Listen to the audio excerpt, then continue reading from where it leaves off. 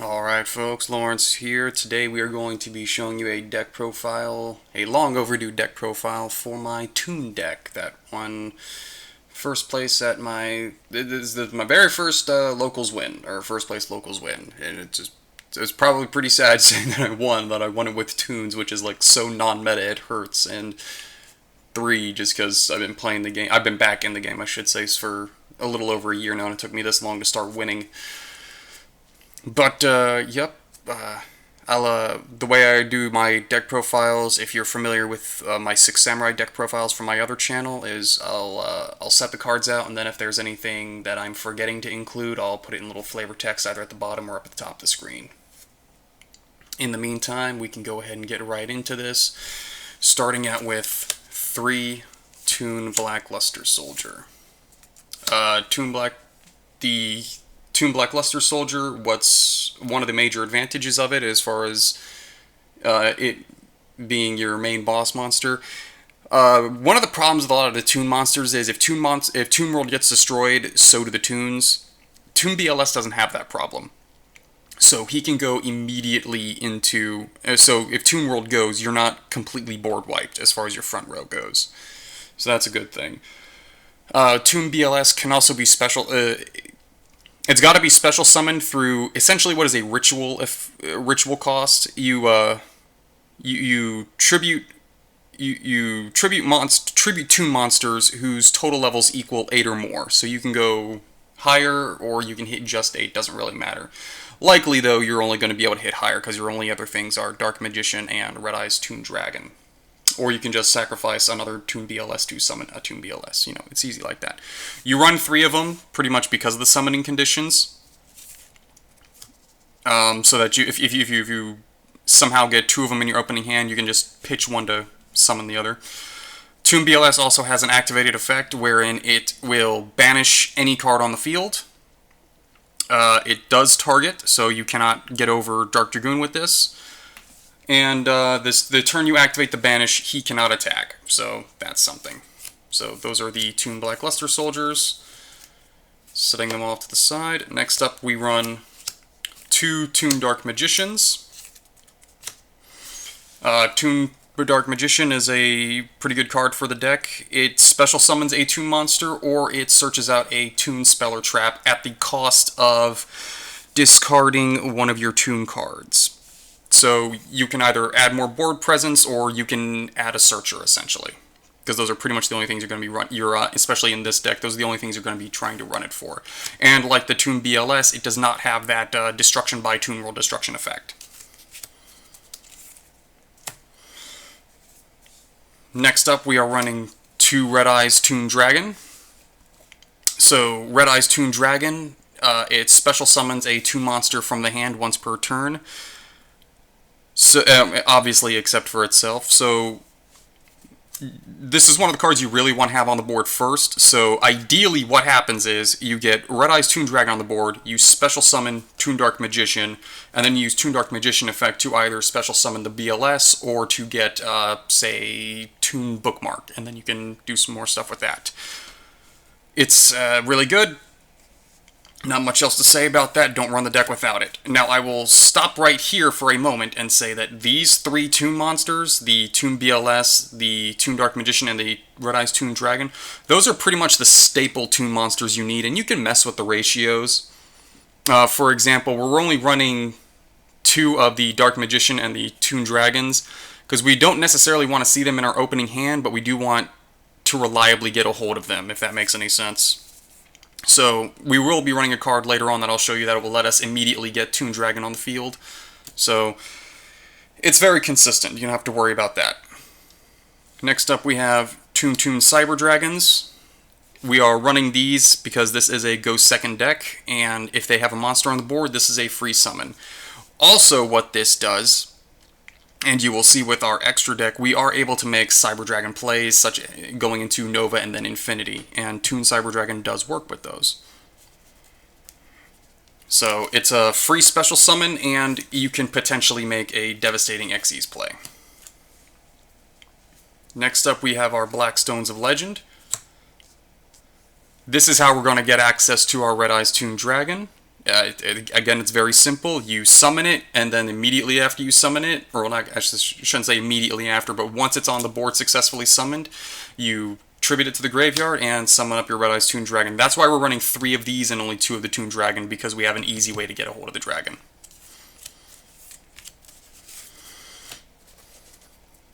Next up, we're going to be going into our hand traps. We are starting out with Nibiru, the Primal Being. Now, obviously, your hand traps are going to differentiate depending on the meta. Being how combo-oriented the meta is right now, Nibiru is a very safe main deck option. So if they summon 5 or more monsters, you drop the rock on them. And with Maximum Gold releasing, the price on Nibiru has plummeted. So this is a great time to pick up Nibiru. I think I picked up these for about $15, $17 a pop, and I'm kicking myself over that, because I was saying to myself, man, if I just wait for Maximum Gold, I'm sure the price will go down. And it did. It's like, Jesus Christ, I think it's only like $4 now.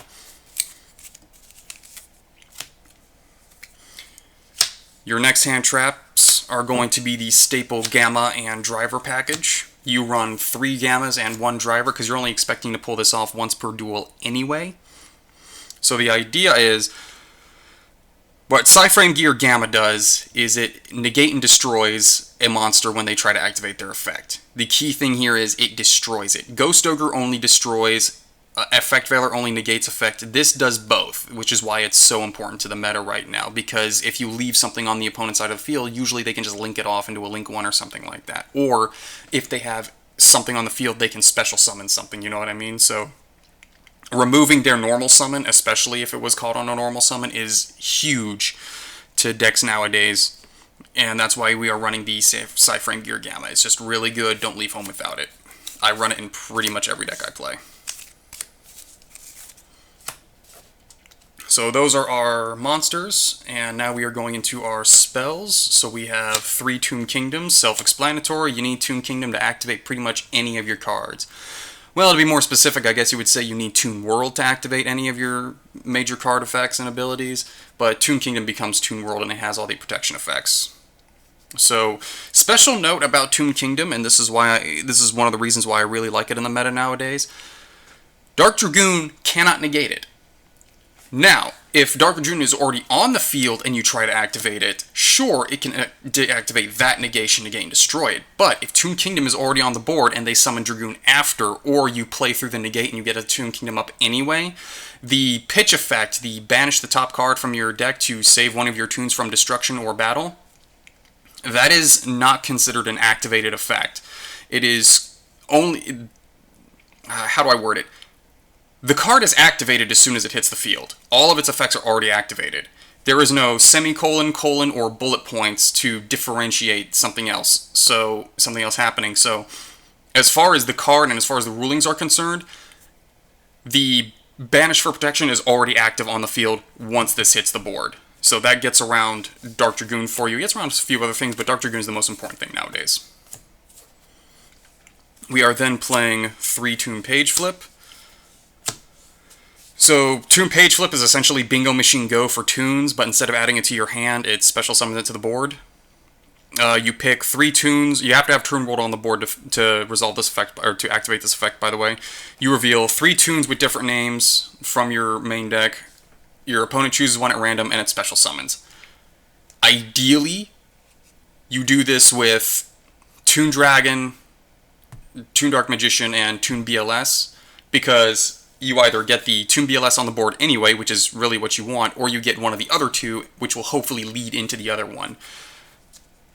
So it is a quick effect also, so you can activate it on your opponent's turn for a little bit of protection, and you can only activate 1 per turn. I was kicking around with maybe dropping these to 2 because we don't run too many Toons. Because if you don't have 3 Toons with different names, you can't resolve the effect, so you can't activate it. But I haven't done that yet, and it's been working out still. 3 Toon Table of Contents. This is pretty self-explanatory. It is probably the best searcher card in the game, because it's not once per turn and it gets anything that has Toon in the name. So, spell, trap, monster, doesn't matter, you can grab it. You can even grab itself, that's the crazy thing. And I think Exodia decks are running that for a bit. You have, next up is 3 Toon Bookmarks. This makes a grand total of 6, by the way, searchers out of just spells alone in the deck. So Toon Bookmark, what it does is it searches anything that has Toon World in its text. So, that being said, you can go after Mangarioran, I don't know why you would, but you can. You can go after Comic Hand, you can go after Mimicat. I think those are the 3 big things that it searches that Toon Table of Contents doesn't. Funny enough, it doesn't search Toon Table of Contents, because Toon Table of Contents has Toon World nowhere in its text, so that's pretty funny. And then once it's in the graveyard, if Toon World, Toon Kingdom essentially, would be destroyed, you can banish this from the graveyard to protect it once per turn.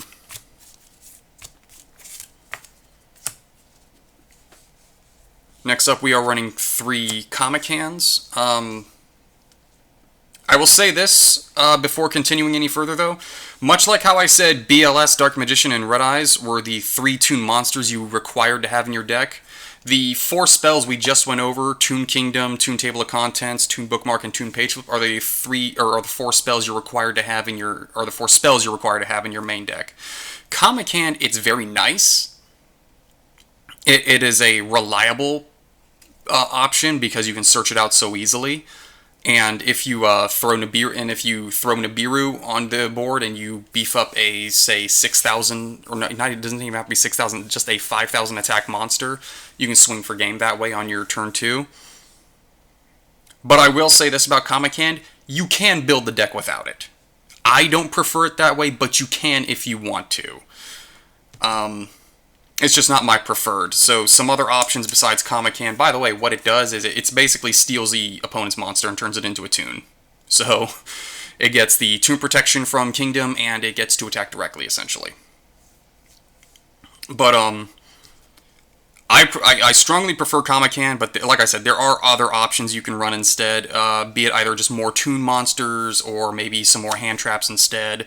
Definitely wouldn't, like, swap the Comic Hands out for, like, I don't know, Solemn Judgment or something like that. Like, you want something you can use pretty quickly. Final 3 spells, Pot of Extravagance.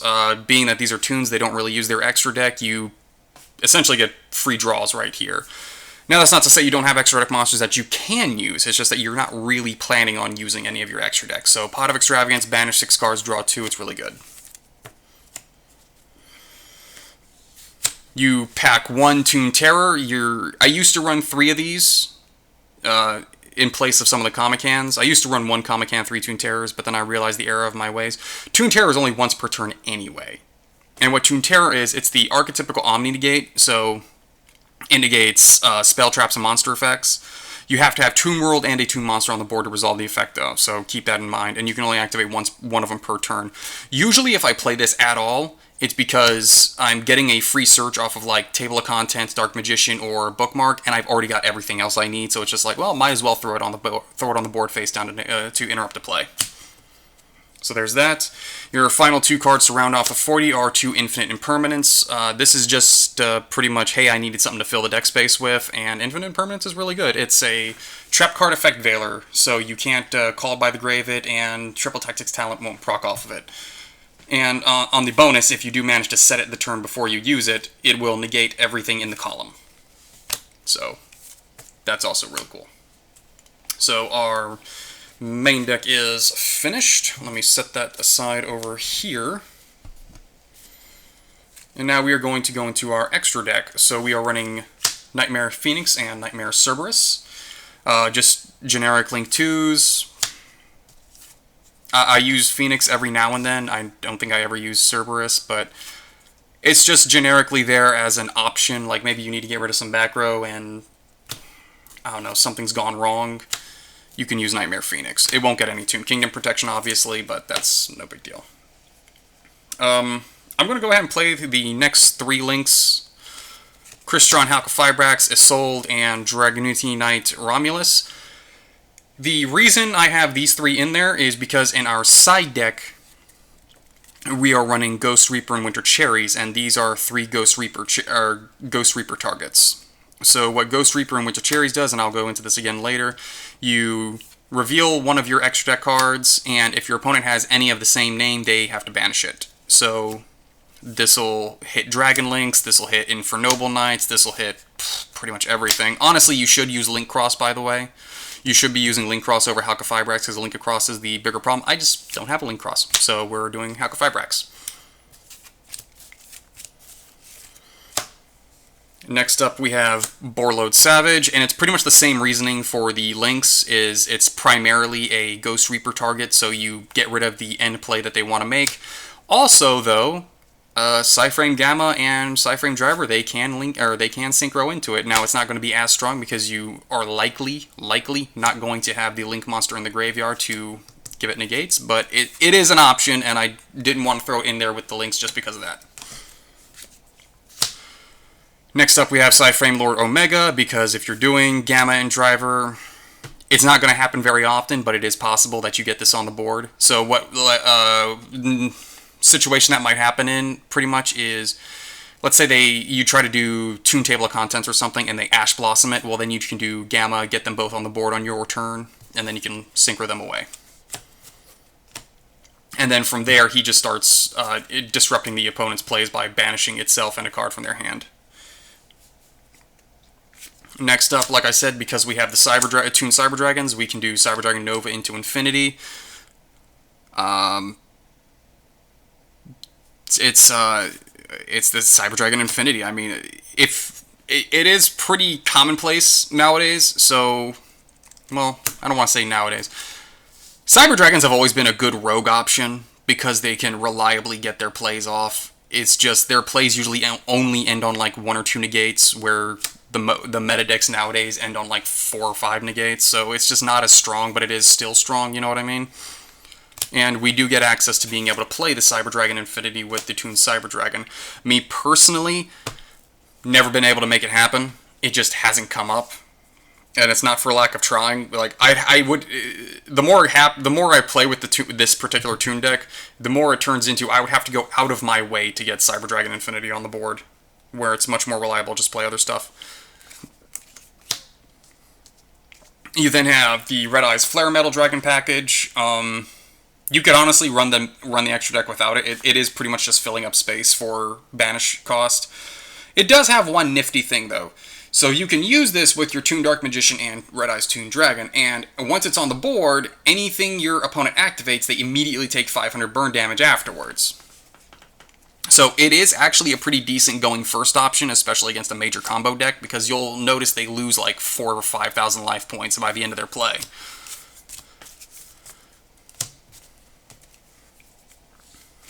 We are also doing Big Eye. It's another generic level 7, and it's kind of like a non-Toon version of Comic Hand. You detach your material, and then you steal an opponent's card, steal an opponent's monster. Pretty simple. And like I said, it's in there because it's another generic Ring 7.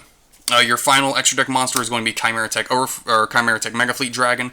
If they play something in their extra monster zone and you can get Toon Cyber Dragon on the board, by the way, this cannot be negated because there's no activated condition to negate, because Toon Cyber Dragon has a passive effect essentially, where so long as a requirement on the board is fulfilled, i.e. you having no monsters, your opponent having a monster, you can summon Toon Cyber Dragon for free. And then once you do that, you just tribute the 2 monsters. It's not an activated effect to tribute them. You just, hey, I got your monster, I got my monster, we're getting rid of them. It can get rid of something troublesome, but like I said, it's never come up. So that will be our extra deck. Oh yeah, and I got tokens, so always have a good set of tokens.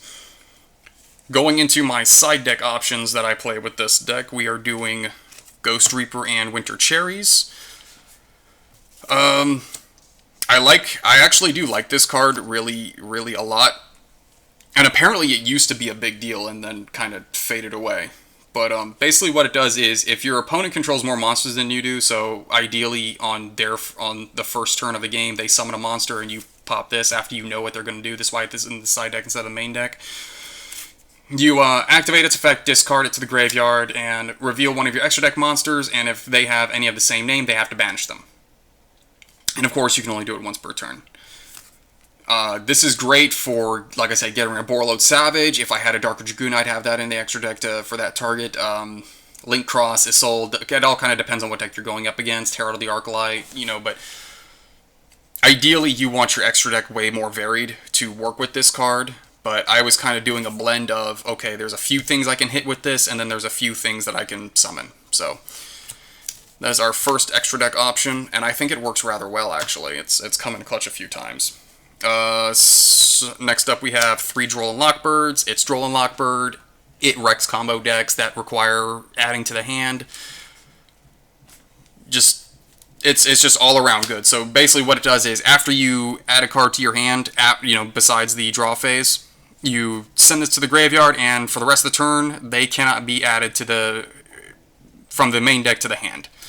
So they can still go from the graveyard to the hand, so it's not a foolproof anything, but it does severely hamper combo decks. Next up we have Artifact Lancea, and you may be thinking to yourself, this is an odd choice because we do banish a lot in this deck, especially with Toon Kingdom, to protect our Toons, and that is true. If you play this on the enemy's turn and they try to swing over one of your Toons, you can no longer banish, you can no longer protect them if you use the Lancea. It's specifically in there against dinosaur decks, and it's specifically to stop the miscellaneous Saurus plays. It is entirely too conditional, I will admit, and I'm definitely looking... You can definitely take it out and swap something else in. But it has come in handy against dinosaurs once or twice. But it's also more luck-based than anything else, because it's really the only thing I have that can stop specifically miscellaneous Saurus. Now, going into some other stuff, we have 6 more cards. I'm just going to go ahead and put them all out. You have There Can Be Only One and Summon Limit. So these are your 6 floodgates, because Toons really are only going to summon once or twice per turn anyway. Maybe 3. And all your monsters are different types. Or all your main deck monsters, I should say, are different types. So you can easily get around so you can easily play around these trap cards. However, most of the meta decks nowadays that your opponent would have cannot play around these. So it's to stop them from flooding the field with their cards. And honestly, this is probably a much better option than Artifact Lancea. The more I talk about it, the more I'm looking at another option besides Artifact Lancea. So there we go. Extra deck, or side deck, extra deck, main deck, Toons. Like I said, it has 1-me tournaments, but it's definitely not meta. The major issue with it is if Toon Kingdom leaves the field, you're essentially dead, because you rely on having that card so badly. Now, you do have protection now with Toon Bookmark, which Toon Bookmark itself made the deck playable. Not necessarily great, but playable. And, yeah, that's pretty much it. There's significantly better options out there. But it is a fun deck to play, and it's one of those really good feel-good decks when you win with it, because you're just like, I just won with frickin' Toons. You trolled them that hard. It is an expensive deck, though. A lot of the Toon cards, I don't know why. I think it's just due to their popularity. A lot of the Toon cards do cost over $15 a pop. So this is definitely my most expensive deck. Well, maybe my dinosaurs are the most expensive. I don't know. But especially into the hand traps required to make it work and everything else, this is definitely my most expensive deck, and I will put prices up in the little blurbs or something like that, just to give you an idea. So I couldn't even call it a casual deck. It's too expensive to be casual. Like, pretty much, you run this strictly because you like Toons, I think is the easiest way I could put it. It's not a budget deck, and because it's not budget, I wouldn't call it casual. Because if I think casual, I'm thinking you can get the entire deck for like $5. But anyway, that's all I got to say on all that. I think it's a decent deck, but it does require you to play much better than you would normally have to if you're running like dinosaurs or something like that. All that being said, I hope you enjoyed the video, hope you enjoyed the deck profile, and I hope y'all have a fantastic rest of your day.